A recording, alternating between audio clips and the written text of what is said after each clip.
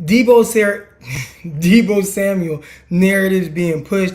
Jimmy Garoppolo, 5 teams interested in him, and Diana Rossini talking about Trey Lance. 49ers say, listen, what else do we got to say? We're moving on and we're going with Trey Lance. We're going to talk about all that and more right now. You know what it is. San Francisco 49ers Morning Show. Let's go. Intercepted. It is picked up by Aaron Crocker. Over midfield. He'll run it all the way into the end zone. Touchdown. Crop Talk TV podcast. Peace.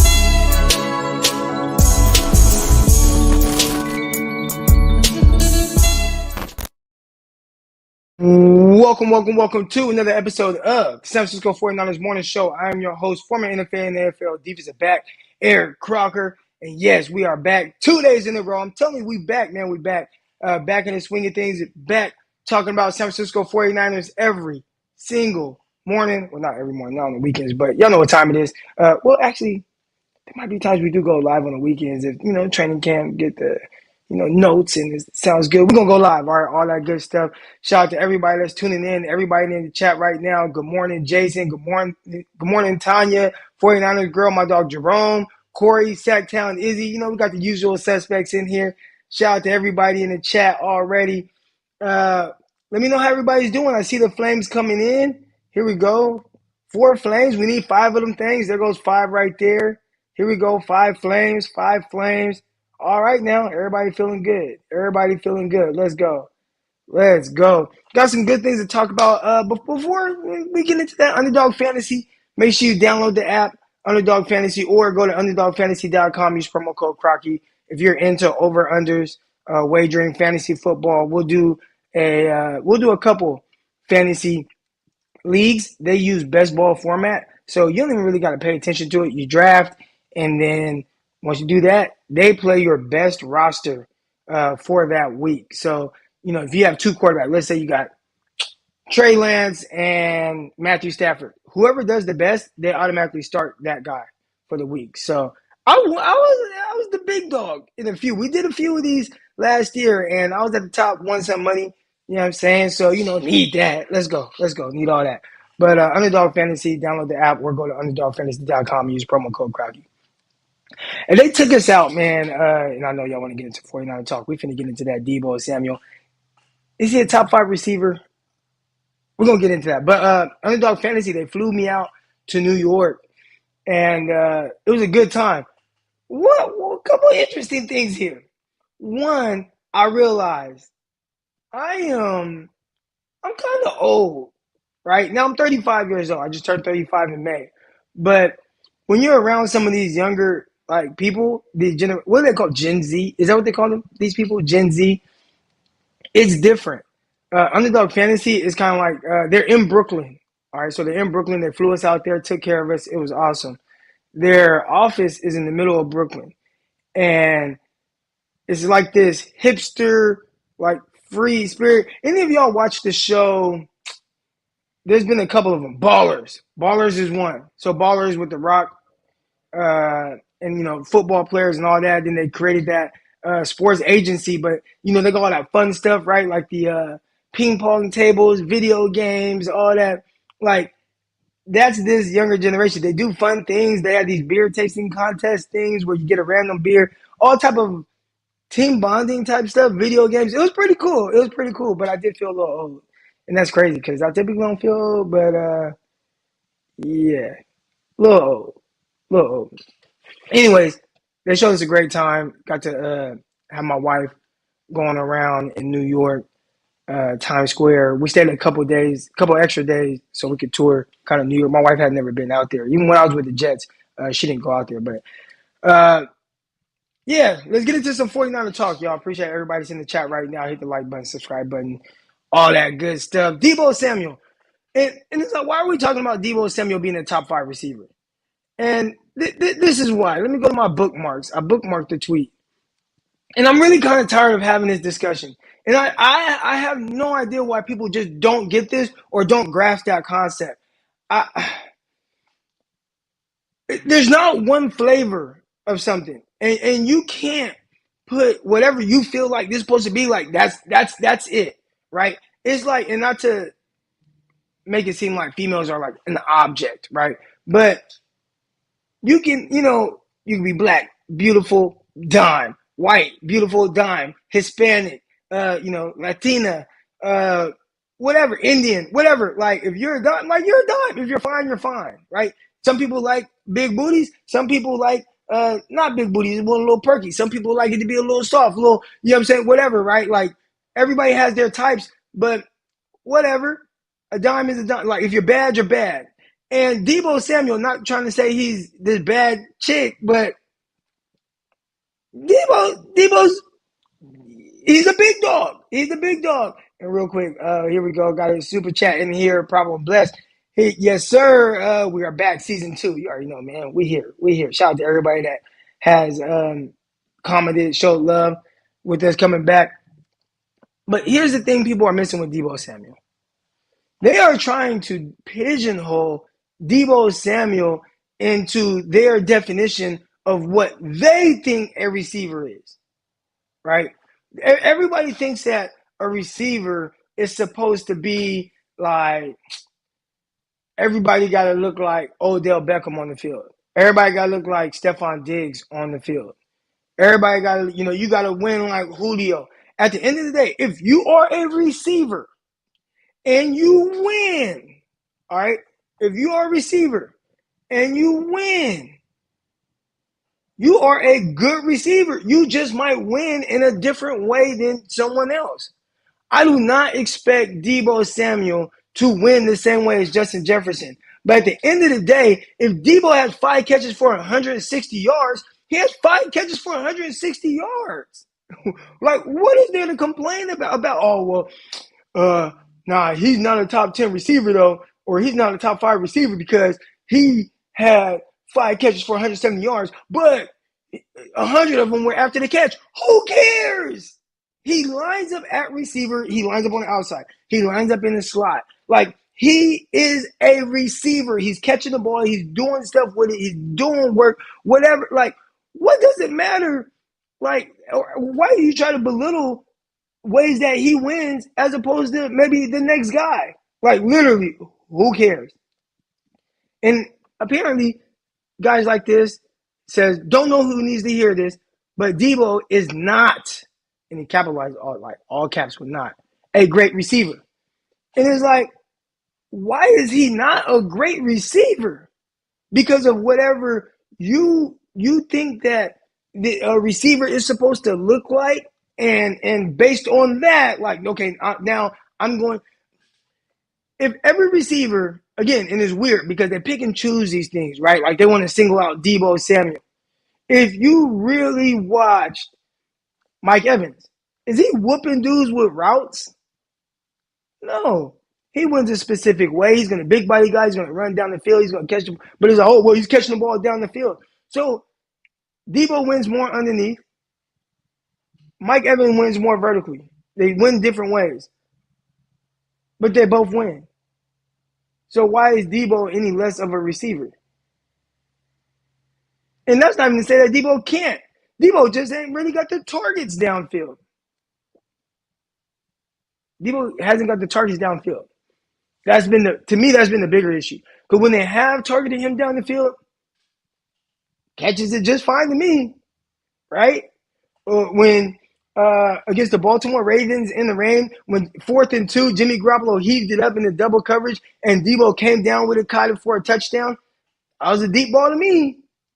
When Jimmy Garoppolo about to get hit, throws it down the field to the Detroit Lions, Deebo fights off the DB, catches it, and runs in for a touchdown. Deep ball to me. When Trey Lance comes off play action, throws it up, deep ball, catches it, runs it for a touchdown. Deep ball to me. When Deebo Samuel runs a deep post against the Chicago Bears right before halftime, catches a bomb down the middle of the field, that's a deep ball to me. So, like, what are we doing here? He wins at every single level. Maybe he wins at one level more consistently than another level, but he wins. But because, and they're like, oh, well, he plays running back too. Or it's like they use these different little things to say, well, Deebo's not this or that because, and it's like, what are y'all talking about? And it's been so frustrating for me. I've been fighting this fight all offseason. Matter of fact, I just talked about how I was with Underdog Fantasy. They, flew me out to New York, and I'm out there, and I'm listening. Oh my gosh, I'm on my AirPods. My bad. If I sounded funny. There we go. If I sounded funny, it was because I was talking through my AirPods and not my mic. All right, I'm on my mic now. But I was in Underdog. I was down there, Brooklyn, Underdog Fantasy, and I'm in this space, and it's like, yeah, Deebo's not a top 10 because he don't. And it's like, what are y'all talking about? What are y'all talking about? And it's so frustrating because I'm trying to get people to understand receivers win in different ways. But at the end of the day, they are a receiver. That's like me saying a running back that wins with speed. And it's like me saying Chris Johnson. Well, he's not a power back, so he's not a great running back because Chris Johnson's not a power back. What? Who cares? Oh, Christian McCaffrey, he's not a top 5 running back because he catches 100 passes. What? He wins. And Deebo Samuel wins. I'm fed up with this conversation, and I don't get it. You don't have to run the best routes to be a great receiver. You don't have to have the best hands to be a great receiver. You play receiver. Are you productive? Are you winning? Are you winning consistently? You show up in big time moments. Deebo does all that. Matter of fact, he shows up the biggest of moments. What the hell are they talking about, man? They're talking crazy, y'all. Got a super chat here from my guy Gammon. He said, "Where you been? You think you can just waltz back into our lives after a bad ass?" I talked to some people about it yesterday. We went live yesterday, and really, it's just I didn't want to come up with all these just random shows and stuff. So I took time off. But every day Locked On 49ers. Make sure y'all tune into that. So that's what it was, Gammon. But we back now. We back, man. We got real football to talk about now, and that's what I really want to talk about. I didn't want to talk about no BS stuff. Let's talk about some real stuff. A lot of slow stuff in the offseason. It's like, nah, I don't know.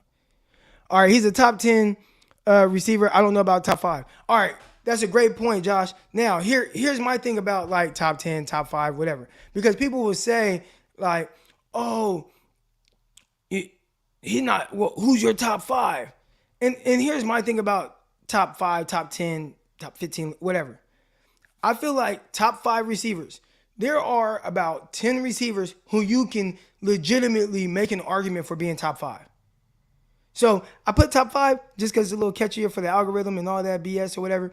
But essentially what I'm saying is he's a top 10 receiver and he's in an argument for top 5. But people don't view him that way because they don't think that he wins the way that they believe a top 5 receiver is supposed to win, which to me is ridiculous. It's ridiculous. It's ridiculous. And it's annoying to me. But yeah, if you told me, hey, I don't know if he's top 5, but he's definitely top 10, I agree. And I'd say I could have him in my top 5. I could not have him in my top 5. There's going to be some people, I listed off some names. I just rattled off some names here. There are some where people are like 100% this guy is a top 5 receiver, right? Devontae Adams, I think that's universal. He's a top 5 receiver. And most people would say he's the best. Tyreek Hill, I'd say he's the top 5. After that, it starts to get a little weird. And I didn't really look at a list of receivers, so I could be leaving people off. But I'd say this. Most of these guys I'm about to name, they could be definitely considered top 10. Maybe top 5. All right, so you got Tyreek Hill, Devontae Adams, Justin Jefferson, Mike Evans, Stephon Diggs, Deebo Samuel, Cooper Kupp, Jamar Chase, Keenan Allen, A.J. Brown. You can make an argument for all those guys. Some of them top 5, DK Metcalf. You can throw in some guys, right? And there's more. I'm leaving guys off the list. My bad. Because I just kind of rattled them off. But you can make the argument for some of these guys to be top 5. And you could say, let's say 7. I feel like there's a legit 7 receivers that you can make a legit, they could be top 5 receivers. So that's just kind of how I view it. So it's like after a couple guys, I think everything else after that is going to be subjective for the next 7 slots. Or I said top 5. After the top like 2-3 guys, right? Devontae Adams, Tyreek Hill, they're for sure. And I think I'm throwing Justin Jefferson in there. It's like, how do you not? We'll see if he does it another year. But after that, everything else is subjective. All right. You see Chris Godwin, like another good receiver. And when I say top 5, top 10, I'm going off of last season. Some people, you do give them kind of lifetime achievement awards. But yeah, I'm going off of last season. So last season, like Deebo had top 5 year. No doubt about it, right? No doubt about it. 1,400-yard receiver, over 1,700 yards total, 14 touchdowns. Like it was top 5 receiver season.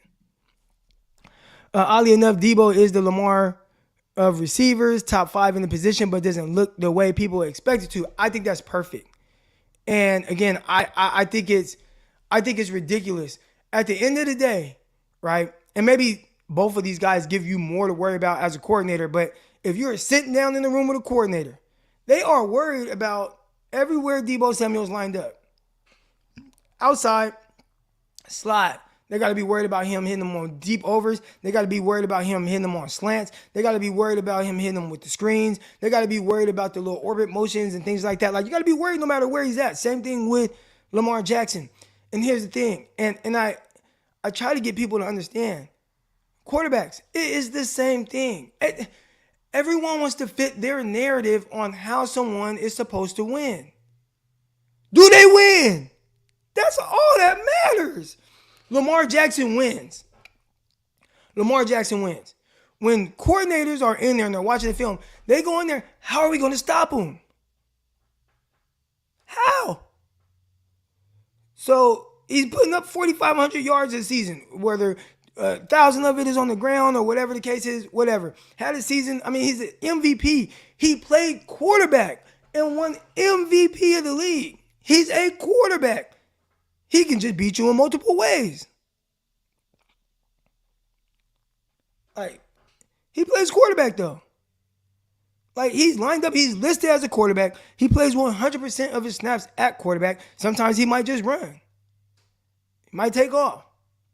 But he also throws the ball. And he actually completes a high percentage of passes. He's thrown a bunch of touchdowns. Like, I'm so confused with people like picking and choosing what they feel someone's supposed to be like. Listen, if I had it my way, if you're like, all right, Croc, what's the quarterback look like for you? I'd be like, man, kind of like what Kyle Shanahan said. Matter of fact, Kyle Shanahan throws like Drew Brees, runs like Lamar Jackson. Right? Like, that is a dual threat quarterback. He does it all. Lamar Jackson does it all. Maybe he doesn't quite throw like Drew Brees, but he can throw that whole around. Right? Maybe Deebo Samuel doesn't run routes like Stephon Diggs. Doesn't matter. 1,400 yards, 1,000 yards through 8 games or whatever it was. What are we talking about? What are we talking about? Last second, here we go. My ideal quarterback looks like Josh Allen. Like, yeah, I can see that. Like, okay, my quarterback looks like Josh Allen. And not the first 2 years of Josh Allen, because I know you don't want that version of him. Right? I want that version. I want the new and improved version. Kyler Murray. Now, here's the thing with Kyler Murray.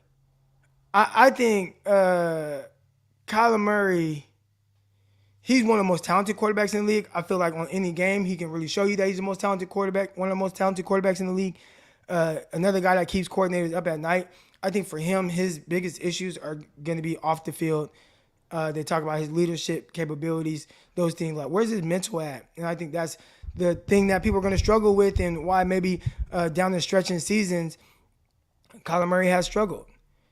I saw my guy, Guy Haberman. He posted this post on Instagram, and it was from week 8 and on what Kyler Murray's record is in each season, and it is not good.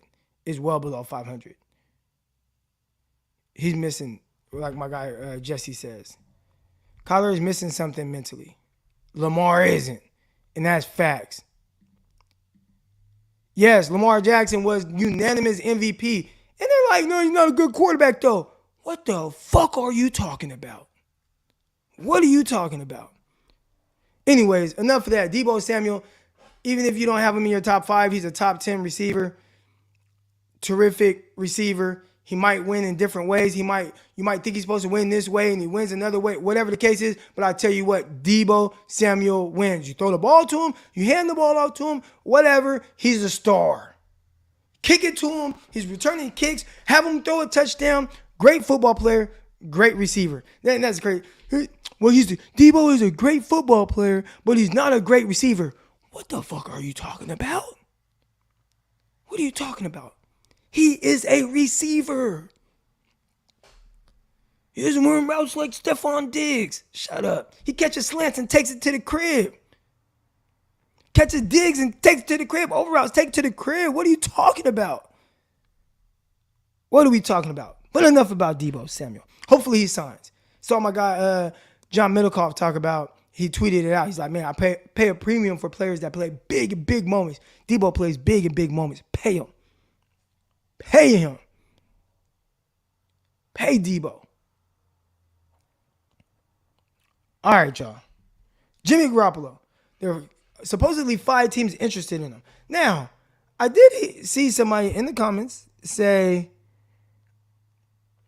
the Seahawks are off the list. So that must have been something right before I came on live. So let me see if I can search it up real quick. Jimmy Garoppolo. I've typed or wrote down Jimmy Garoppolo's name so much, like I can type it now without even looking. Here we go. Interesting. Falcon. I don't see the Seahawks thing with Jimmy Garoppolo. I don't see that. All right. Well, anyways, I saw somebody come in here and say Seahawks scratch him off the list. So I haven't seen that yet, and I just hopped on here live, so maybe it'll come up. But here's a report right here. 95-70 game. Cam Inman talking. We are not expecting Jimmy Garoppolo to return to compete with Trey Lance for the starting quarterback job. I think most people understand that, right? There's supposedly 5 teams that are interested. One team that's definitely not. It's Cleveland Browns. And Brian Peacock and I, Locked On 49ers, 5 days a week. Make sure y'all tune in. YouTube, Spotify, Apple, all that good stuff. Locked On 49ers. Peacock and I discussed it. And our thing was, we're going to know what happens with Deshaun Watson by how the team kind of reacts. And when they went and signed Josh Rosen, what that told me was they expect Deshaun Watson to play this year. Now, he might miss 8 games or whatever, and the reports are 2 to 8 games. Let's say he misses 8 games. Let's say he misses 10 games. That's not enough for them to trade for Jimmy Garoppolo. So what do? You go out, you sign a Josh Rosen, right? Who's just, can you be a valuable backup? Can you be a backup? Because maybe Dobbs ain't that, and you got Jacoby Brissett. They're looking at Jacoby Brissett, can you get us through 8 games to where Deshaun Watson? Can you just have us at 500 until Deshaun Watson comes back? So that's what I'm assuming. Like when they signed Josh Rosen yesterday, Cleveland Browns, that let me know they expect Deshaun Watson to play this season. I don't think he's going to have a year-long suspension. Maybe. But I would assume if they felt like Deshaun Watson was going to miss a full year, they would not have went and got Josh Rosen. They'd probably be on the phone calling the 49ers right now. But out of the 5 teams that were reportedly interested in Jimmy Garoppolo, the Cleveland Browns were not one of them. The teams, very interesting, Houston Texans, Detroit Lions, Seattle Seahawks, Atlanta Falcons, Miami Dolphins. I'm going to go ahead and kind of make my own little list out of these where I feel like there's a potential landing spot there. Miami Dolphins, I'm going to cross them off the list. And this is why. One, you got Tua. And you could say, well, is Tua the guy or whatever? I think if you trade for Jimmy Garoppolo, and now maybe these teams are waiting for him to get released, and they can bring him in as a possible backup or whatever. But we're saying for trade purposes, teams that are interested in potentially trading for Jimmy Garoppolo, I scratch the Dolphins off. You got Tua. Unless you feel Tua just ain't it at all, you can't go and get Jimmy Garoppolo. because you have to trade, you have to take on the salary. 49ers ain't going to eat cap unless you're talking about, oh, yeah, we're going to give you a first-round pick. Then it's like, maybe, right? Maybe we'll eat $10 million for him, right? So you're essentially buying a first-round pick for $10 million and they get Jimmy Garoppolo. But if it ain't something like that, I don't see 49ers eating too much. So Dolphins, I'd assume that they're off the table. I think they got a quarterback. Any team I believe that trades for Jimmy Garoppolo is like, hey, we want you to be the starter. Because you're not trading for him and spending that type of capital on somebody that you don't expect to have a big impact on whatever it is that you're doing. So we're going to scratch the Dolphins off the list. So that leaves the Texans, Lions, Seahawks, and Falcons. See the Texans. See the Lions, Seahawks. I'm going to go ahead and scratch the Lions off of that. Jared Goff is just Jimmy Garoppolo on a bad team. When Jared Goff was on a good team, went to the Super Bowl with the Rams. Nobody won more games in that stretch, right? When he had Sean McVay. Yeah, good coach, Sean McVay, good weapons, run game. Throwing the ball for a ton of yards, won a bunch of games, didn't have a losing season, was solid. Like, they were winning a bunch of games. But when you take Jared Goff out of that situation and you put him on the Detroit Lions, he looks like kind of what he looked like last year.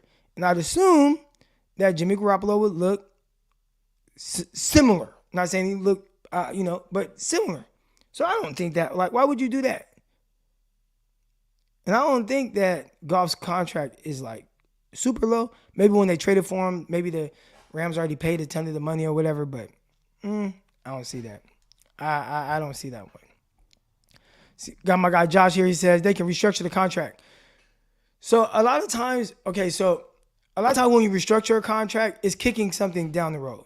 So, we want to restructure Jimmy Garoppolo's contract to where we can alleviate some of it and pay him down the line. But when he has a 1-year contract, you just have to ask him to take a pay cut. And I don't know if he'd do that. Now, the way you can restructure is by adding years to it. But do you want to trade for Jimmy? If you're the Miami, right? Because we're talking about Miami. If you are Miami Dolphins, do you want to trade for Jimmy Garoppolo? Restructure to where you add years to his contract, make it less, but you add years to it, which will eventually have him get guaranteed money, which you don't have guaranteed money right now. But you got two, and you don't know exactly, is he the guy, is he not? So I don't see them, restructuring it. A team that could restructure Jimmy Garoppolo is potentially the Houston Texans. So we'll circle the Texans. I think they are a valuable option here. Houston Texans have Davis Mills. Now, I, for one, and I hate saying this, it's like, are they one player away? Because you never know if you're one player away or not. I would say in 2019, most 49er fans heading into that season would think, 49ers, they're not one player away from being in the Super Bowl. Turns out they were, I wouldn't say one player, but whoever the hell they signed that year, they were those players away, right? D Ford, they got Nick Bosa, they got Deebo Samuel.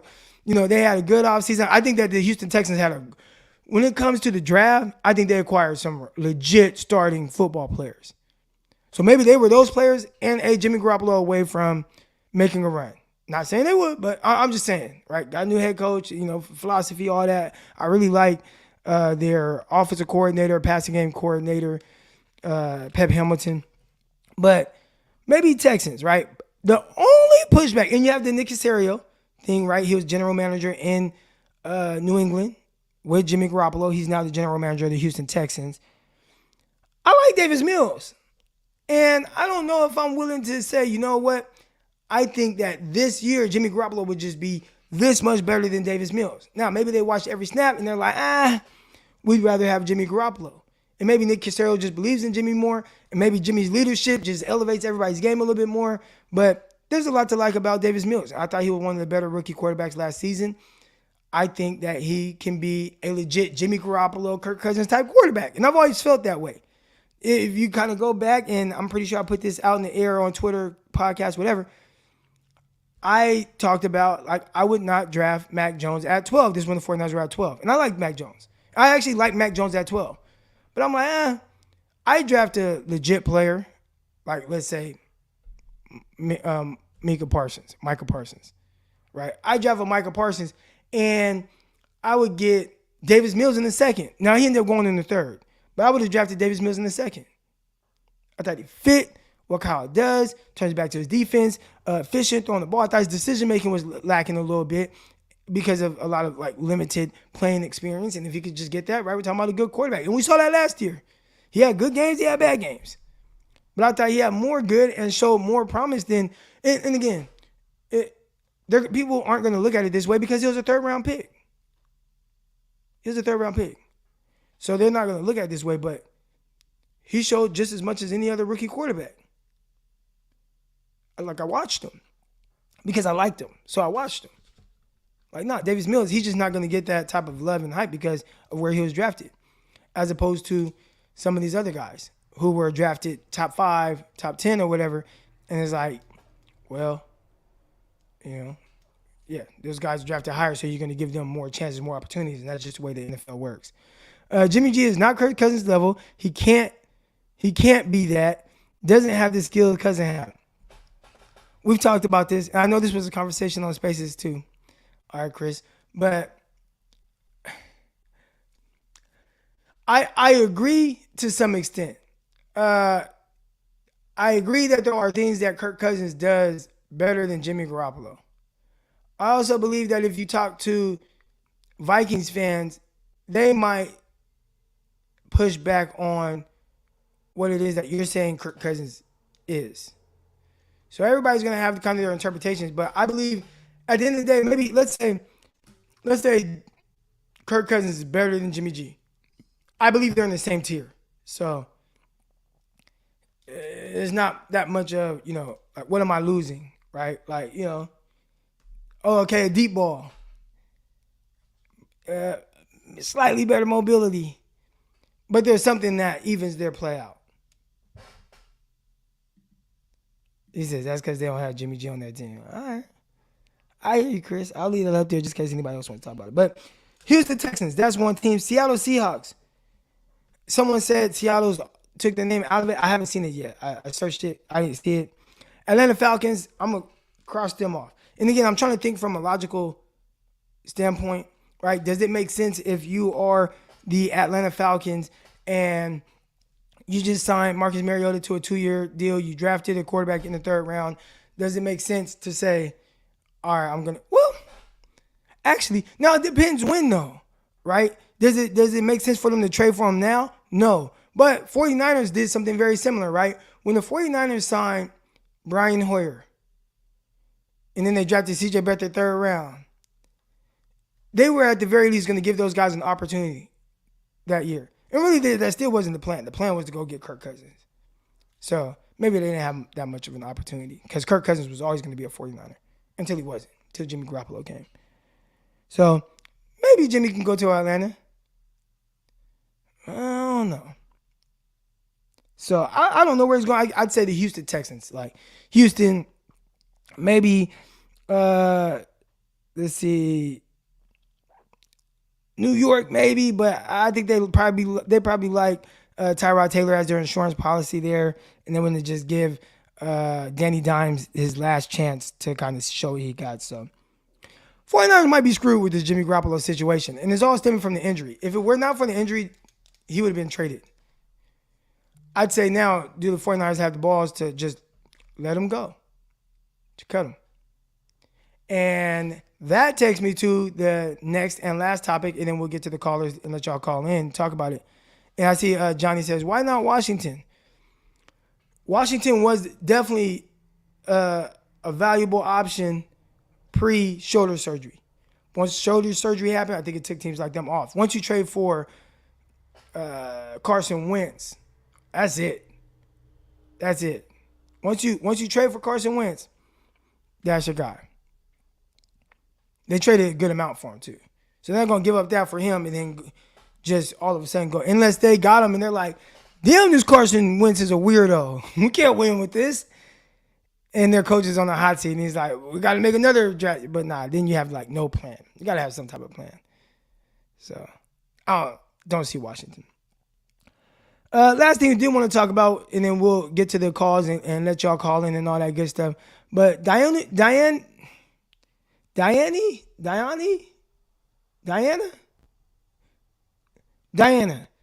Rossini says the 49ers are all in on Trey Lance. Well, we knew that. And she says they are moving on. They want to trade Jimmy Garoppolo. And whoever her source is, and she says, whoever her source is, the source said, how many different... She basically said, man, maybe I'm asking too many questions. That's what she's saying. But and it's weird. Like, how did this not float around? How come I didn't see this yesterday? This was posted 23 hours ago. They post everything when it comes to Jimmy Garoppolo. He could still be a Niner. You see that everywhere. But you got Diana Rossini on ESPN saying they told her, how many times do I have to tell you we are moving on from Jimmy and Trey Lance is our guy? How many different ways do I got to tell you? That's what the guy texted her source. How many different ways do I got to tell you? We're moving on from Jimmy. Trey Lance is our guy. How else do you want me to say this? Right? And I feel like they've made it very clear. And I'm glad whoever her source is said that, and I'm glad she's come out and said this, because people have tried to spin this narrative that, like, kind of, oh no, Jimmy Garoppolo, oh, Jimmy's the best. Like, they're moving on. And listen, I'd say this. For all we knew, in 2018, when the Kansas City Chiefs traded away Alex Smith, and we're like, all right, we're going all in on Patrick Mahomes. The best thing for them at that time was to keep Alex Smith and play Alex Smith, or have them compete. Right? You went to multiple playoffs with Alex Smith. That was the best, as far as everyone knew. But you had to, hey, you traded up for this guy, Patrick Mahomes. Okay, you're seeing some things that he's doing well. All right, now you got to play Patrick Mahomes. So let's go out. Okay, we can get a second round pick and the cornerback for Alex Smith. Cool. Now everybody talks about, like, yo, well, everybody was saying, hey man, we see flashes in practice. Like, all right, but you don't know. It's practice. It's crazy. It's practice until it's somebody else or something, right? It's like Trey Lance makes some flashy throws in practice. It's like, it's just practice. Patrick Mahomes is like, oh yeah, they were telling us then he was making great throws. I think the best thing that the Chiefs did was they got rid of Alex Smith right away. So before the Super Bowl even happened, it was like Alex Smith traded to Washington. It just couldn't become official until the new league year. But they already knew he was out of there, right? And with Jimmy Garoppolo having a shoulder surgery, he was supposed to be traded during the combine. Out of there. The news broke about the shoulder surgery. And because of that, for the last 4 months or however long, we've had to hear and listen to people make all these different speculations when the 49ers told you what they were trying to do. And I'm glad that this person spoke to Diana Rossini the way that they did, which is like, look, Diana, how many times do I got to tell you? We are moving on from Jimmy Garoppolo. We're all in on Trey Lance. And I think you have to be. I like that she said this publicly. I retweeted it. I don't know if anybody, let's see if anybody, what they said to me, to my tweet. Let's see. See, nobody's talking about this. They're not even retweeting it. That's crazy, man. It's like they don't want to talk about that. Oh, here we go. I got one person that quote tweeted. It says, Kyle and the whole team have been saying it all offseason. Doesn't drive enough clicks and ratings for national media, though. Can't make enough segments off of it. I hear you. Few people responded, but it ain't getting that traction as if it was Jimmy Garoppolo staying with the 49ers or whatever the hell they be talking about, man. But yeah, I think we knew all along what the deal was, and 49ers are moving on. And now it's just, all right, where's Trey Lance at? Does it look like first day training camp? How does he continue to improve and grow? Does it get better from week to week? Does it get better from the first preseason game to the second preseason game? Those are the things that I want to see. All right. Now is your time to come on live. Here we go. Putting the link in the chat now. So if you want to touch on anything that we've discussed so far, you already know what to do, man. Click the link. Come on live. Let's go. If you haven't already, hit the like button. If you're not subscribed, come on, subscribe. Click the notification bell so you get notified when I go live. All that good stuff, man. We back. We back. To my guy, Dynamite Dave, excuse me. Dynamite Dave says, man, you on again? Nice. Glad to see you back. Yes, sir. I'm telling you, we back every day now. Or, every weekday. Unless I'm traveling somewhere. Here we go. Got my dog, Dion, coming on. Dion, what's good, baby? What's good with you, Crocky? How you been, man? Oh man, I'm chilling. Chilling. Somebody said this, and I want you to answer if you can. Okay. All right. They said, and so here's the tough thing because I kind of explained what I meant there, but then when you come in halfway through the show and you miss that, all you see is the title, right? And I said it. Listen, Coxie Normus. All right. Oh wow. When I said it out loud, I'm like, okay, I got it. Okay, that's funny one. All right, Coxie Norris. All right, anyways, funny name. This guy, you know what that is? That's a playoff of Austin Powers. Okay, so if you look at it, there's one of Austin Powers, and actually it was Gwyneth Paltrow. Mike Myers brought her in, and Tom Cruise was supposed to be Austin, and she was supposed to be a secret agent. Her name was Dixie Normus. So it's a playoff where I caught his shit with that. That's funny. Man. So real quick. So they I think they missed it, and maybe some people did. We got around 200 people in here right now. Hit the like button, subscribe, all that good stuff. He says, now you bugging. Deebo isn't a top 5 receiver. So what I said is this. I feel like there are about 10 receivers that you can make an argument for being a top 5 receiver, right? So I don't think there's any set, like these are top 5. I think there are a couple guys, Devontae Adams, Tyreek Hill, and maybe Justin Jefferson, where you're like, those guys are 100% top 5 receivers. They're going to be top 5 in anybody's list for the most part.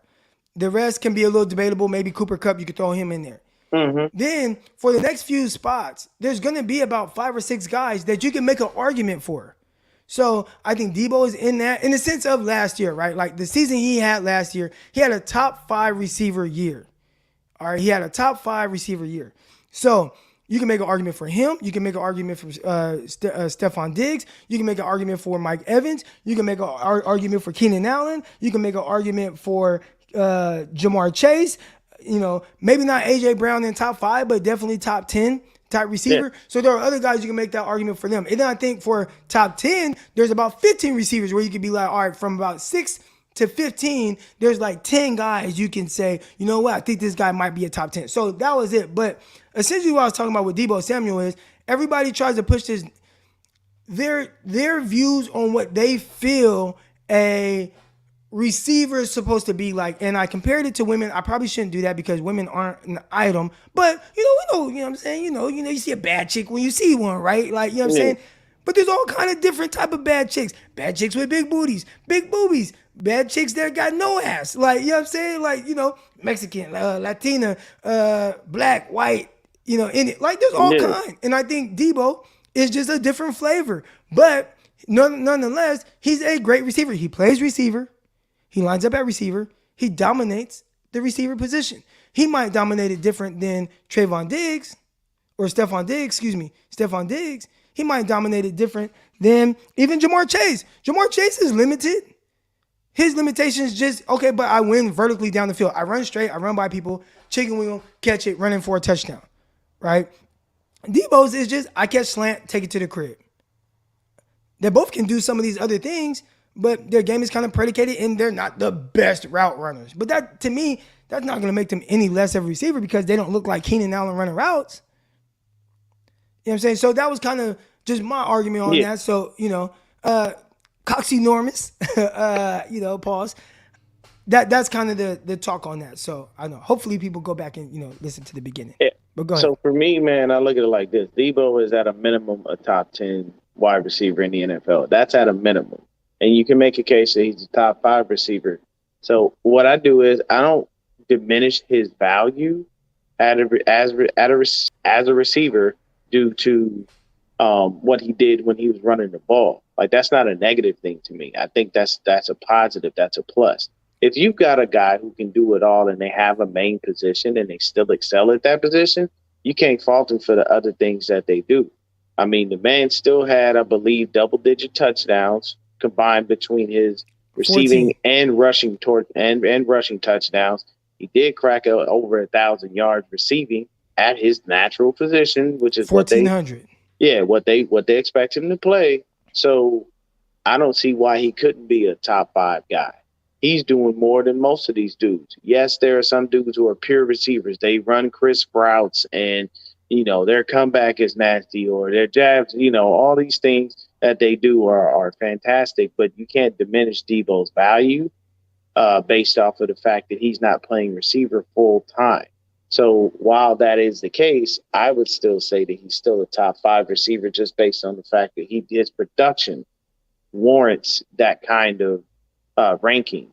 And that's just how I think, as far as that goes. Here's a great I don't want to say it's great. I mean, I'll let y'all be the judge of that. But let's say I start from the ground up, right? I create a business. I start from the ground up. And next thing you know, I work really hard. I grind tirelessly, figure it out, make the right investments. And now all of a sudden, I'm a millionaire. I got $5-10 million, right? I'm a millionaire.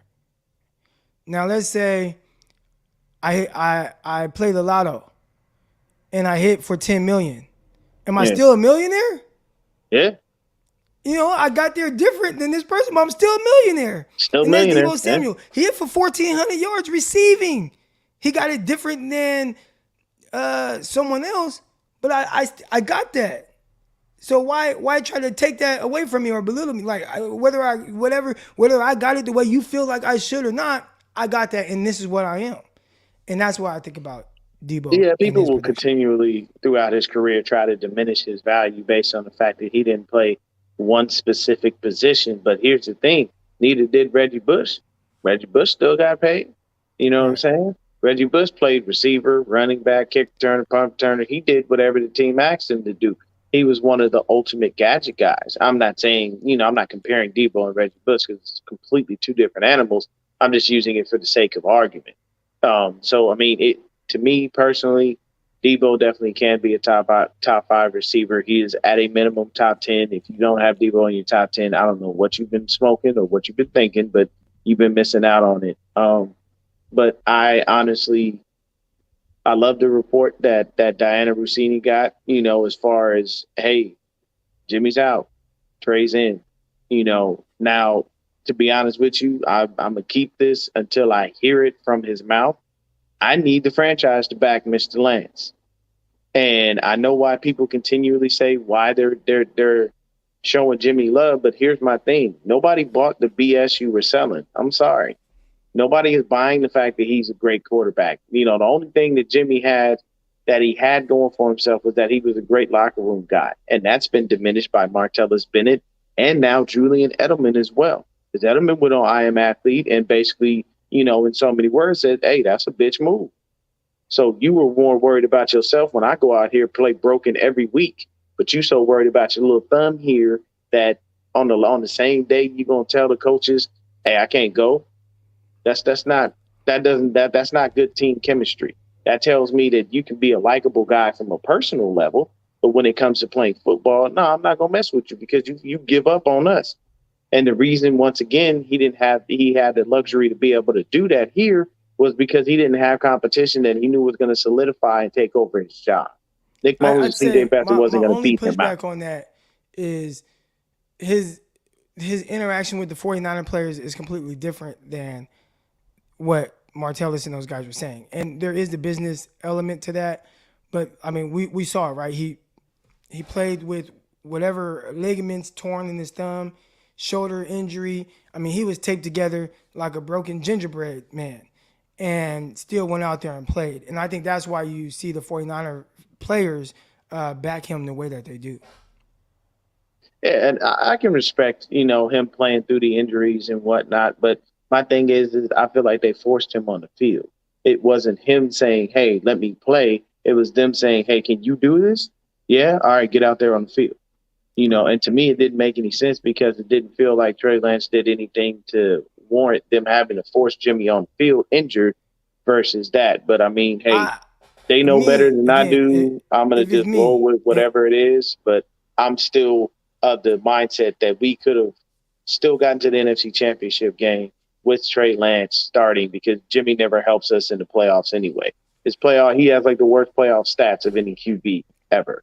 Right. So when people always give him, well, Jimmy wins and he's taking them here, he's taking them there. No, Jimmy didn't take us anywhere in the playoffs. Our run game, defense, and special teams took us wherever we need to go in the playoffs.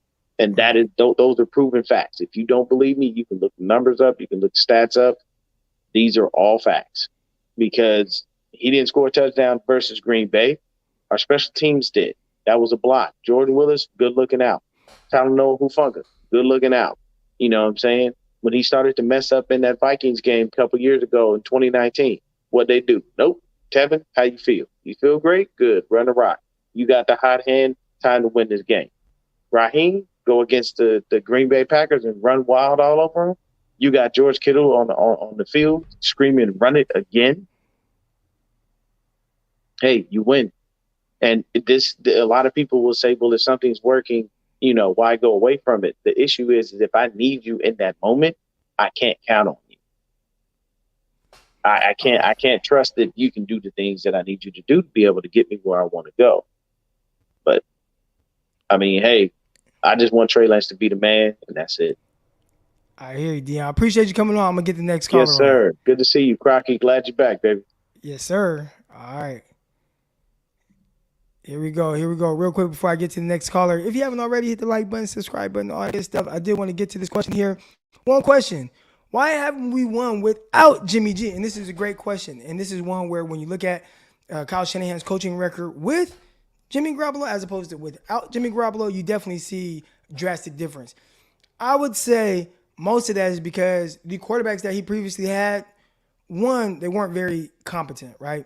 And if you go back, let's say 2017, because everybody would look at that roster, and I think the roster is definitely better now. But you look at it and it's like, they were so bad, and Jimmy Garoppolo, he elevated the play of them, etc. And he did. And I remember watching it early on, before the trade for Jimmy Garoppolo. 49ers, remember, they were like 0-8 when they were trading for him. And they had lost 5 straight games by 3 or less points. Again, they had lost 5 straight games by 3 or less points. And I remember watching it and saying, dang, I think the 49ers are just like 2 players away from turning these close losses into wins. And they weren't 2 players away. They were 1 player. They were a slightly better quarterback. And next thing you know, instead of CJ Beathard out there, Brian Hoyer, who are backups or not even in the league anymore, even Nick Mullins, right, because he's played a lot as well. Instead of playing those guys, you have somebody that is a legit starting quarterback in the NFL. And that bump right there put them over the edge. Again, a team with Mullins or Beathard and Brian Hoyer lost 5 straight games by 3 or less points. They were right there on the cusp. And Jimmy Garoppolo's play elevated them enough to get over that hump. And now you saw them rattle off 5 straight wins at the end of the season. So I'm not here to belittle and say that, Jimmy wasn't important, but I think we could see the difference between kind of what Kyle Shanahan needs at quarterback to be able to get W's. And a lot of it is, got to just get competent quarterback play. And he got that plus the leadership and a little bit more from Jimmy Garoppolo. So that's my answer to that. Again, not to belittle Jimmy Garoppolo and his importance to the team and their record with him. They definitely win a lot more.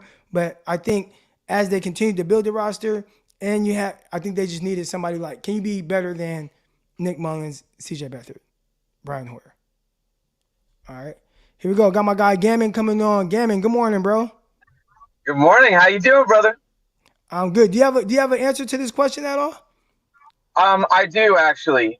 So the answer that I have to that is, and I know that a lot of people give Jimmy Garoppolo flack for getting injured, but we have to remember it comes down to traits and qualities that differentiates certain quarterbacks, certain players from others, right, from their peers.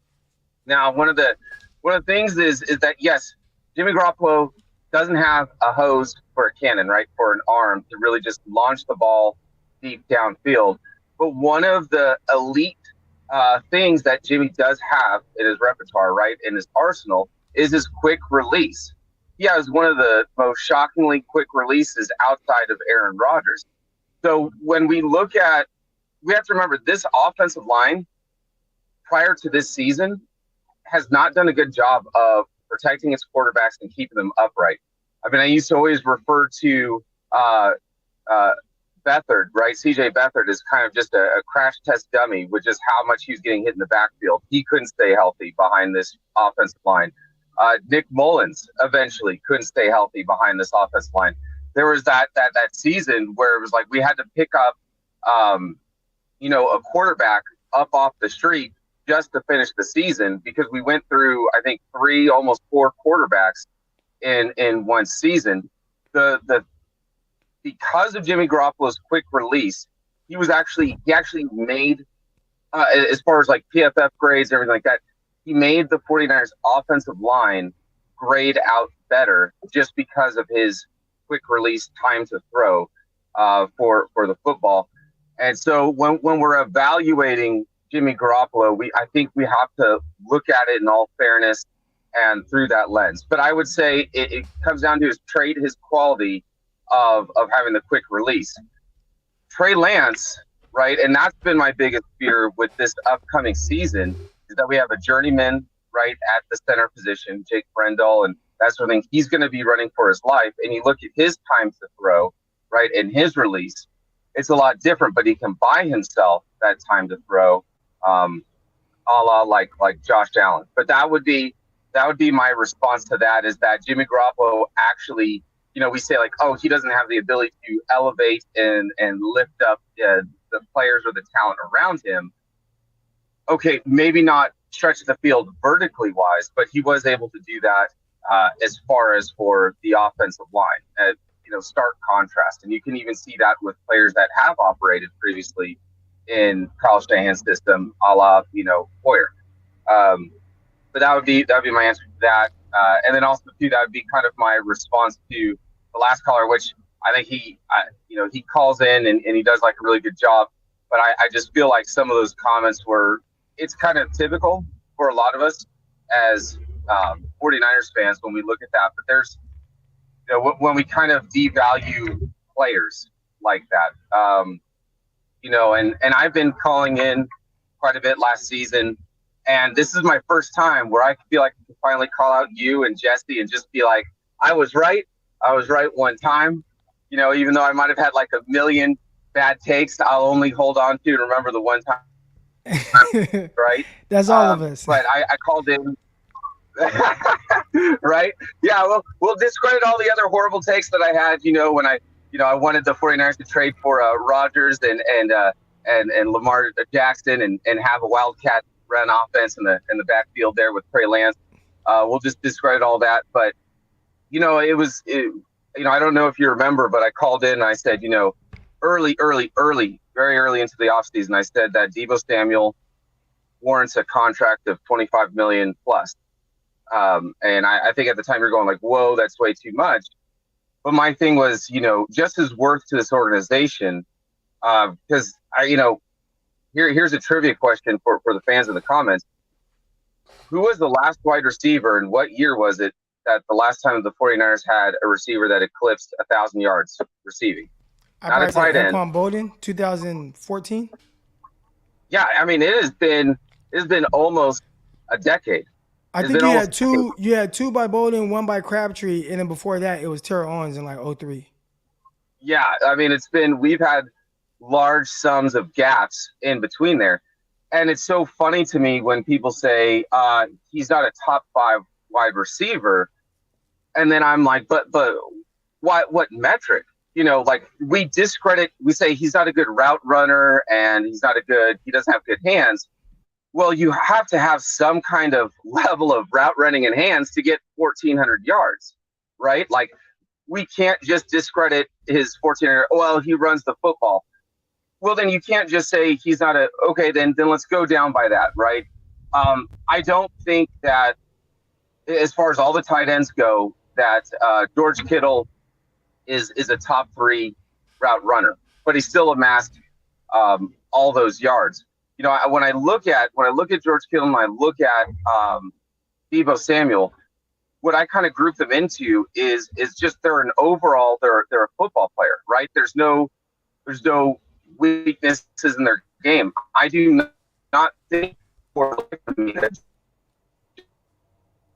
as Deebo Samuel, right? Oh gosh, did I get lost? Yeah, you were getting lost here? A little bit. It was getting a little choppy. I think you're good now. Okay, I might have to leave. I might be in a, yeah, I'm in a.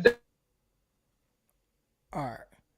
We'll get Gammon back on real quick. I do got my guy Chris. He's calling in. What's good, Chris? How you doing? Hey, and shout out to CJ. CJ says happy Friday. Go Niners.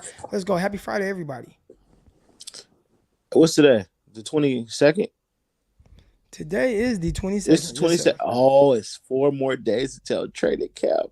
Oh, stop. I get emotional. Let me just say this. And this is the easiest answer.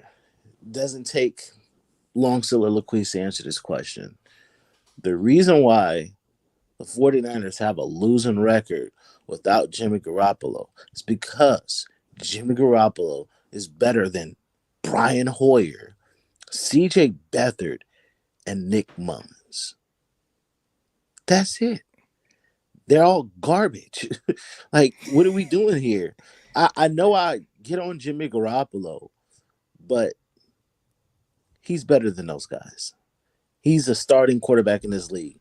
He's a 17-20 starter person in this league. Mullins, Hoyer, and Beathard, they're not even in the rank. They're not ranked in the top 40, maybe even top 50. Top 50? Yeah, top 70. I don't know, but yeah. they're far gone. So, and I don't know why I don't know why they bring up that stat and say, well, why does Kyle Shanahan have a losing record without Jimmy? Well, most coaches will probably have a losing record without their starting quarterback. And we're talking about a guy who's in the 17-20 range compared to guys who shouldn't be ranked. Come on, guys. Let's do better than that. And then to answer some questions, I do understand that Bennett and you, I feel like you answered it well, but I want to say it too. Bennett and, Julian Edelman, they both answered. They both said what they said. And at that time, they were probably right. Jimmy probably was, he was a little soft. But I think Jimmy answered those questions of toughness this year when he played with a messed up shoulder and a torn ligament in his thumb.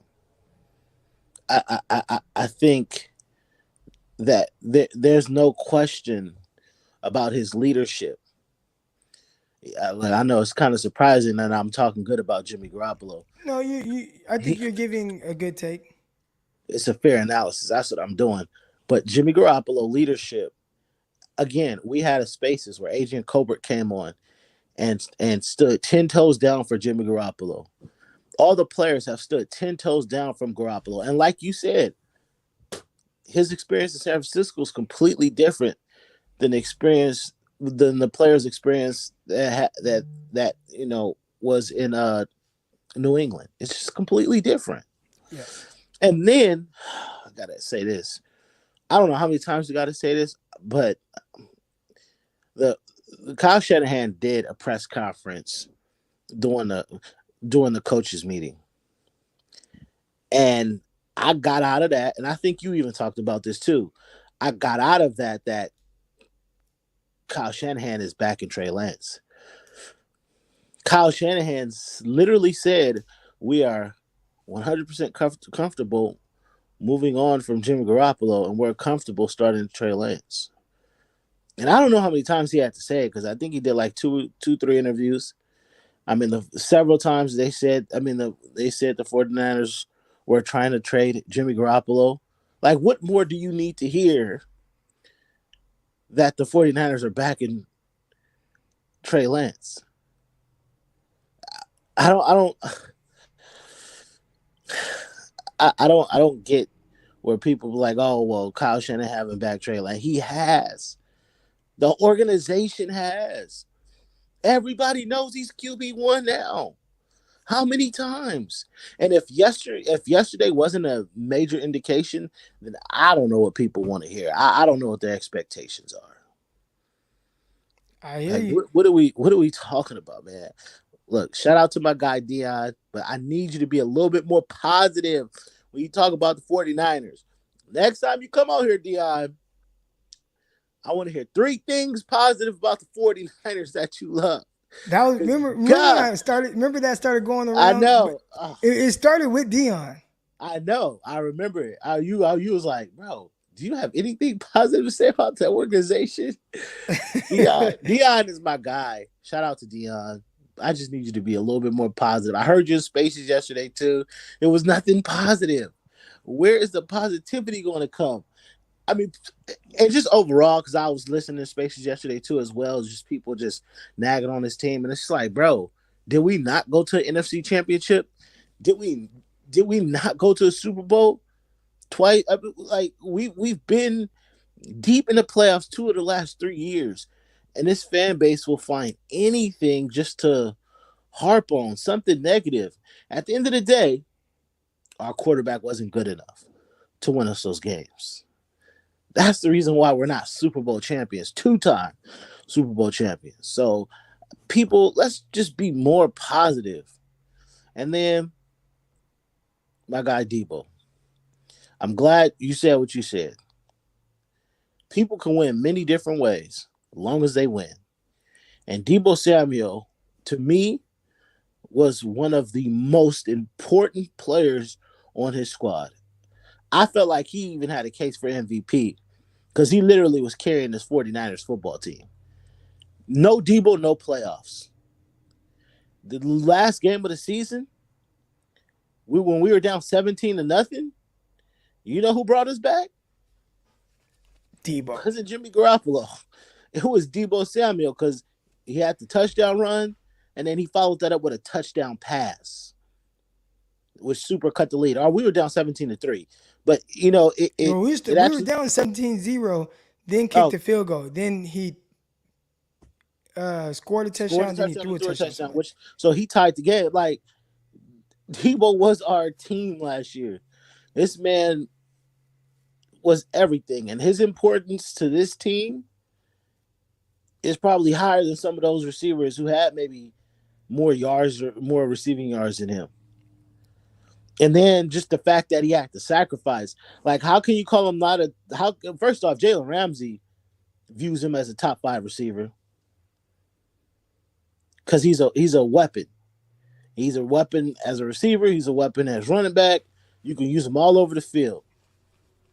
And that was Ramsey's kind of part of his argument, right? It was what receivers where the game plan is around them. Exactly. And for him, like that makes you one of the big dogs. So Deebo was one of those guys where he's like the game plan is centered around Deebo. How is he not one of the best receivers in the league? He had him at like top 3. And like, so people be like, oh, route run and this and that. Okay, Brandon Ayuk is a better route runner, but guess what? That a better route runner is not the number 1 option for the team. Not even the number 2 option for the team. So I don't care how good of a routes you run. If you're not a playmaker, it don't matter. And I like Brandon Ayuk, but Deebo's a playmaker. He's a game changer. And I'd rather have a game changer than an amazing route runner. Right. Now that's not to say that IU can't become a game changer, but right now you're he saying can. just the difference between what you've seen so far, it's he He ain't on can. Deebo's level. I got a question for you. Yeah. Because everybody, and they did this last year, but everybody thinks because Trey Lance, you know, he's working with Ayuk and all of this stuff, everybody just assumes that Ayuk is going to have this breakout season. My thing is he going to be the number 1 or 2 option for this team? I still think he's going to be number 3. I Number think two, he's the still third. going to be 3, and I think that's a testament to the weapons that the 49ers have offensively. Exactly. But do you think he's going to have this major breakout year? I mean, he had 800 yards receiving last year, which is pretty good. Right. So can he be T Higgins? Now T Higgins had a really good year, but can he be a 1,100-yard receiver? I doubt it, just because the Bengals passed the ball a lot last year. I think Burrow probably had over like 500-600 attempts, maybe. Let's look at there. Yeah, let's take a look at that, All because right, let's see. Bengals offensive stats. I'll look up Jimmy's. All right, team stats. I probably should be looking at the player stats.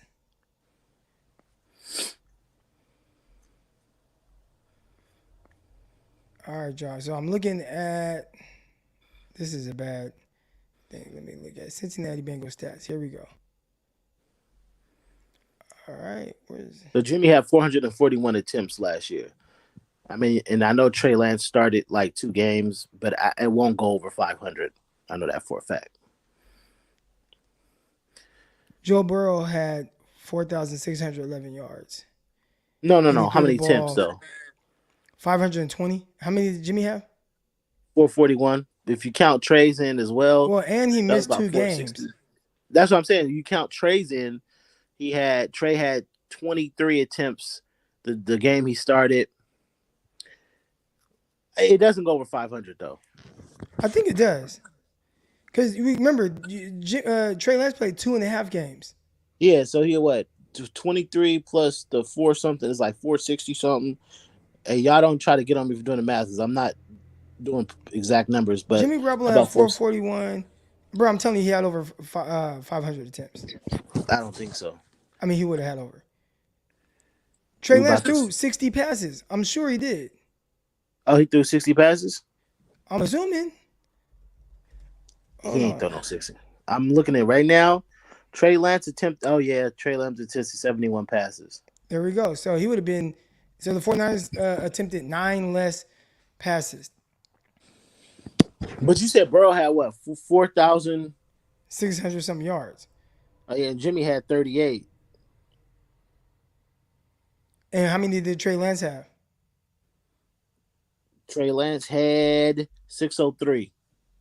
All right, so if you combine 603 and 38, 30. that's 4,400 yards. So then we do pass the ball a lot. I think the 49ers pass the ball more than what people think. Basically. So do you think... I just think that people believe that that's not their identity. Yeah. Right? But it's not like they're just not throwing the ball. So then, what do you think? Do you think Brandon Ayuk can have a better season than he did this year? Or not, let me not say that. Do you think he's going to have this breakout season because he's working out with Trey Lance, like everybody thinks? I just don't think I don't think it, because I think Samuel and Kittle is going to take up most of the snaps. And then I think Juwan Jennings is going to have a much better year. I think Juwan Jennings will have more Kendrick Bourne type numbers, 45 receptions, 500 yards, something like that. I could see that. Agreed. And then I can see George Kittle. We'll see. It's weird because his usage isn't what I would do, but he still ends up being very productive. George Kittle? Yeah, George Kittle. Also, you got to remember too, there's that in maybe some of that inflated yardage and stuff like that. There's an extra game. There's 17 games now. So I think we always use like 4,000 yards as kind of that. Like, can you throw for over? Well, there's a whole another game for you to be able to hit that. I mean, Jimmy didn't get over 4,000, but yeah, I get it. But Jimmy missed 2 games. Yeah, that's true. That's true. George Kittle needs more than 96 targets. That's one thing that it just doesn't sit well with me. George Kittle needs at least 120 targets this year. Let's see how many T. Higgins had. How many targets? T. Higgins had 110 targets. So it's like, how does T. Higgins get more targets than George Kittle? Exactly. I mean, Kittle's a dynamic. Like when the ball's in Kittle's hands, he's a dynamic runner. Matter of fact, I actually had Sewell Cravens. We Oh, were my bad, tweeting. real quick. I keep saying T. Higgins because we were talking about the Bengals. We were talking about how they have multiple receivers. And They he's like the have third. He's the third guy. Tyler Boyd too, uh, and they were all very productive. Obviously, Jamar Chase, and we're trying to see like, well, what does that look like with the 49ers if you're talking about their top three pass catchers? Yeah, and then Sewell Cravens was talking about. Oh, actually, Tyler Boyd only had, but Tyler Boyd didn't have 1,000 yards. Tyler Boyd only had 94 targets. All right, but okay, third But T receiver. Higgins, So T Higgins if clearly. Brandon Ayuk gets 94 targets, That's true. that would be solid. Yeah, because T Higgins is clearly the number two guy, and Kittle and Deebo. I mean, you can go on and on who's number one, who's number two, but are like your number two guy at least has to have over 100 targets. Kittle has to have over 100 targets. He's too dynamic with the football in his hands not to have over 100 plus targets. But I'm gonna get out of here, Croc. But again, let's be more positive about the 49ers, guys. And please, people, stop bringing up that terrible stat about why Kyle Shanahan doesn't have a great record without Jimmy. I mean, it's so self-explanatory. Hoyer, Beathard, and Mullins stink. They shouldn't be ranked. Jimmy's a top 17 to 20 quarterback. It's a big difference when you're talking football and the quarterback play. Y'all have a good one. All right. Shout out to my guy Chris coming in. All right, let's keep it rocking. Got a caller in. I feel like I see my guy Gammon thinking back. Hopefully, we've been answering a good amount of y'all questions too. Kittle missed games as well, and that's another thing with Kittle. Like, motherfucker, can you stay healthy for a whole year? He plays a really physical brand of football. Maybe that's why. But 49ers 12-17 without Deebo and Bosa. They are the reason they win, not Jimmy. I don't know if it's quite that. I think Jimmy, he contributes. I'd say that. I'd say he contributes. What's good, Gammon? Not too much. Sorry about that. No, I completely agree with the last caller that it is pretty simple. That I mean there was backups and then Jimmy's he's a starting level quarterback. I think the point I was trying to address was why or how does Jimmy win and what makes him different. I think like a lot of fans just think like this guy's just a backup or a scrub. Like I said, I think they discredit the value that Jimmy Garoppolo brings to a team. And that was kind of one of the big things at the end of the year was I thought, my big predictions was number one, Jimmy would be traded, I think, for like a third round, fourth round pick. And then number two, Deebo Samuel is a top 5 wide receiver. And he'll be worth upwards of $25 million plus. Let's see here. He wanted some positives about the 49ers. Yeah, I think Jimmy Garoppolo is like that lower tier kind of starting quarterback. And it's so funny to watch these analysis, right? And then I'm in the Army, so I talk to other fans from other fan bases, and it gets exhausting sometimes trying to explain to them about, like every year, other fan bases, they discount how good the 49ers really are. Jimmy Garoppolo is good enough to assist, not take, not carry, not bring, right? Assist a team to making a playoff run. But he's not. What's crazy? Real quick, Gammon. You know what the craziest thing about that is, right? It's like everybody discredits the 49ers as being this kind of like juggernaut type team. But then they talk about the importance of Jimmy Garoppolo, right? Where it's like, oh, he's so important, like he wins. But it's like Jimmy is the reason y'all view this team the way y'all do. Like the way y'all view, like they're underdogs playing against the Dallas Cowboys, whatever, because the roster is loaded. So if you replace Jimmy Garoppolo with a quarterback that's a tier above, you're looking at this as Super Bowl favorites. Right.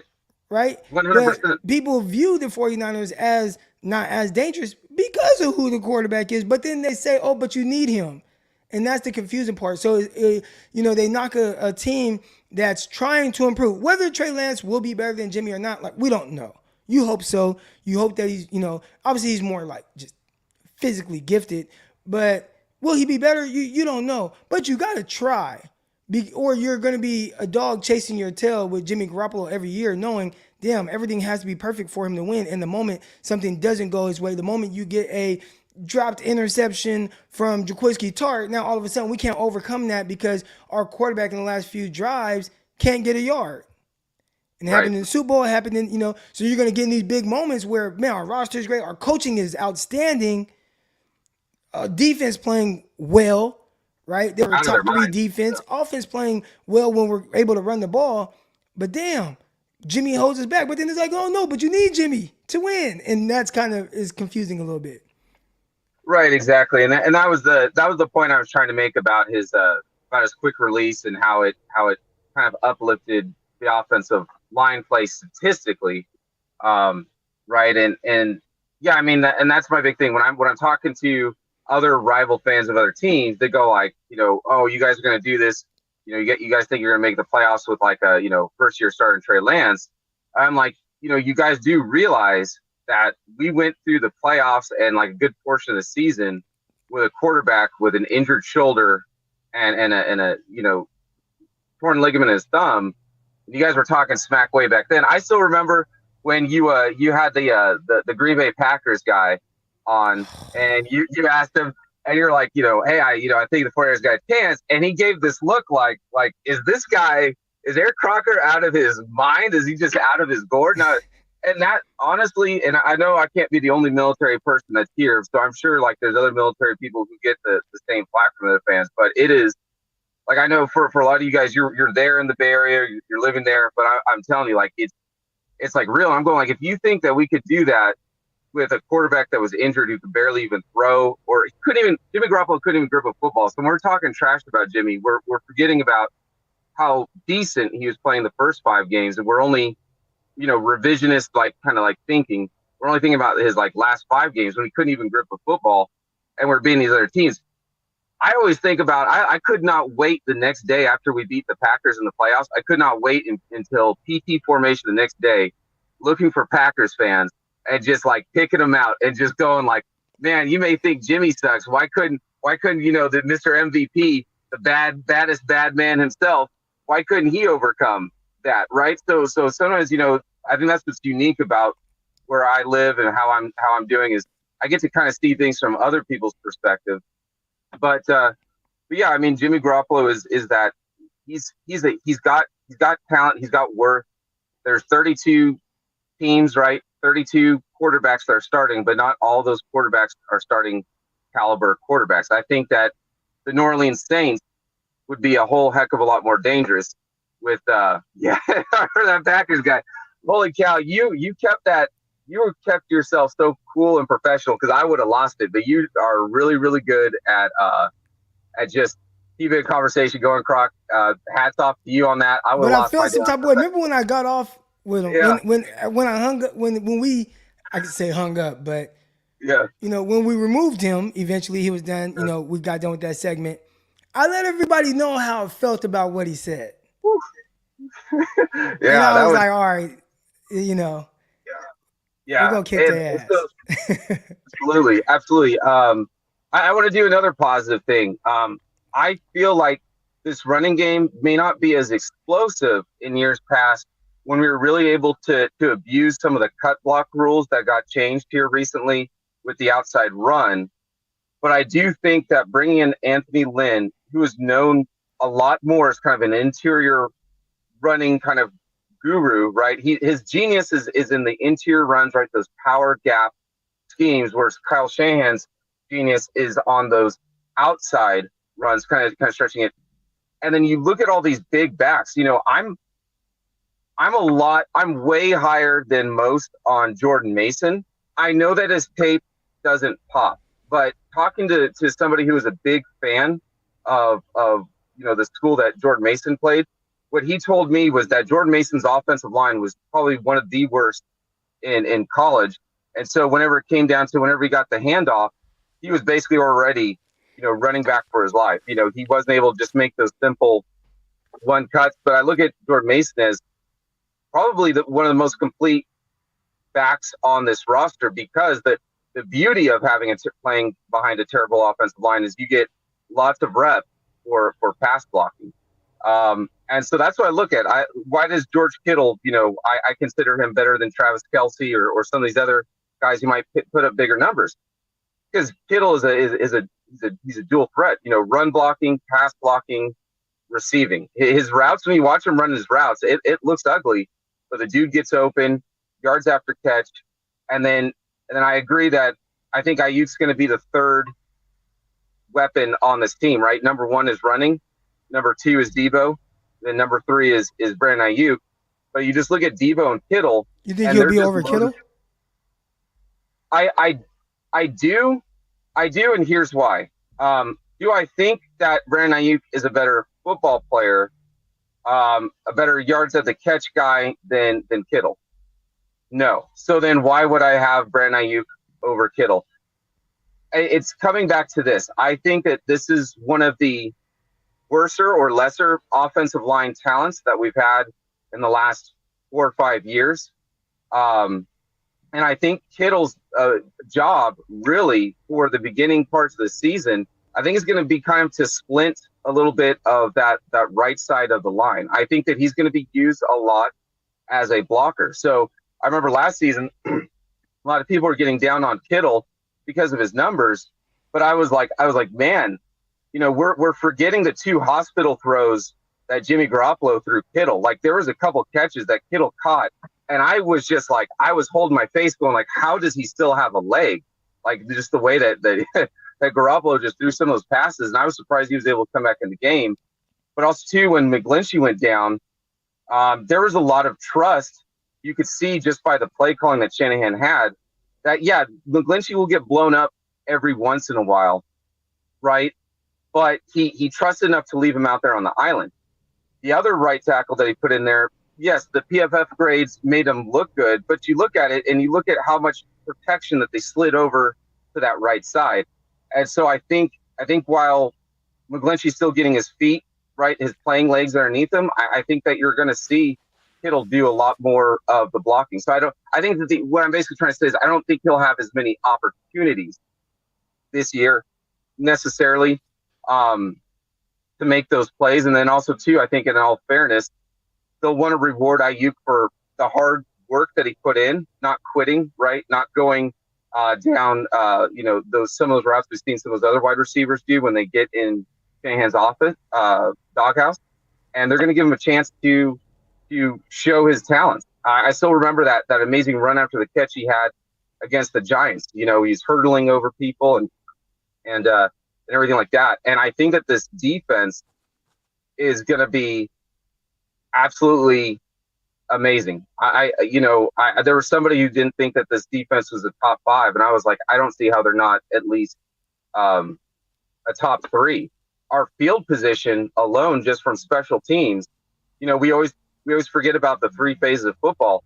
Our field position after punt returns and kick returns was one of the worst in the league. Well, then that puts our offense right in a poor position where we have so many yards where we have to make up, and that puts our defense.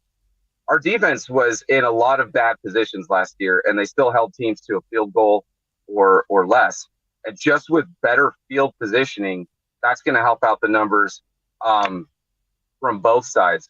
So, yeah, I mean, with all that being said, there's tremendous amounts of positives. Even if Trey Lance is running for his life, these receivers are going to be open. It's going to create a new window of opportunity. I don't think Hasty is going to make the team. I think that they're going for the bigger, more bruising backs, kind of running in between the tackles, in between the guards. And that's just really, and it's going to come down to who can. I don't think Hasty has the body size to really pass pro as well as some of the other backs that are on this team. I think that that's the cream that's going to rise to the crop or to the top for this crop of running backs is who can. You can't just be a good route runner on this team, right? As a wide receiver or anything else, or even as a tight end, you have to be able to do it in blocking as well. You have to get your nose in there, and you're gonna have to pick up those blocks. But that's pretty much it, Croc. And Jesse, I don't know if you're still in the comments, but I just wanted to say I was right. You were wrong. Jimmy Garoppolo will still be traded for a mid-round pick, and Deebo Samuel will get that $25 million plus contract. I'm out. Thank you so much for taking my call. Gammon. Shout out to my guy Gammon. I did want to shout out to the Rams fan. We got a Rams fan in here. I see people kind of going at the Rams fan, but I like when fans of other fan bases come in here or other teams come in here and talk. And I do that sometimes. I'll go listen to a space with a different team or whatnot because I want to hear, their perspective of what's going on with their team. And, they typically dive a little bit deeper on certain topics as opposed to the, national media, which is, surface level stuff. And it's like, man, what the hell are they talking about, right? So listen to the fans, listen to their YouTube channels, things where I feel like I can learn more about their team. So I do it too, Rams fan. Shout out to you, man. There were a couple things that I started here. Here's one for sure. Cincinnati doesn't have all the talent on offense that we have. Deebo, Kittle, Juice, B.A., Jennings, and so on. Yes, they do. Yes, they do. Yes, they do. They got, first of all, they got 3 legit receivers, 3 guys, 1,000-yard receivers. Boyd didn't go over 1,000 last year, but he's been over 1,000 2 times before that. Chase, 1,000-yard receiver, of course. Higgins, 1,000-yard receiver. I think he had 1,200 last year. They got Joe Mixon at running back. Their tight end, if they still have the same tight end, like he's good. Like, nah, they got offense like the 49ers, for sure. All right, and then here we go. We got Jeff. He says, you are doing a great job, Croc. He says crack, but, Croc. I love listening to you and Peacock every day. Shout out to you listening to Locked On 49ers with myself, Brian Peacock, 5 days a week. You can listen to it on Spotify, Apple, YouTube now. We're on YouTube if y'all not subscribed. We got a good amount of subscribers in there. It's over 6,000, so, we're cooking a little bit. But here we go, Callie Croc getting soft. I'm not getting soft. It's just I'm here for analysis and conversation. So, I heard you, Croc, you should have checked the Packer guy. Listen, I'm just listening to what he got to say. And I bring those people on for y'all to hear. And I might not like things that he's saying, or I might think that he's wrong. All right, go ahead, be wrong. I'm going to listen. I'll listen to the Packers guy. So I had one Packer guy. And if y'all listen to Locked On 49ers, we had Peter Bukowski on. And Peter said some very smug things, and 49er fans were outraged heading into that playoff game. Outraged, and rightfully so. And I, and you see, I posted the clip. After the game, I posted the clip. I found it, and it was when I said I felt like the 49ers were going to win.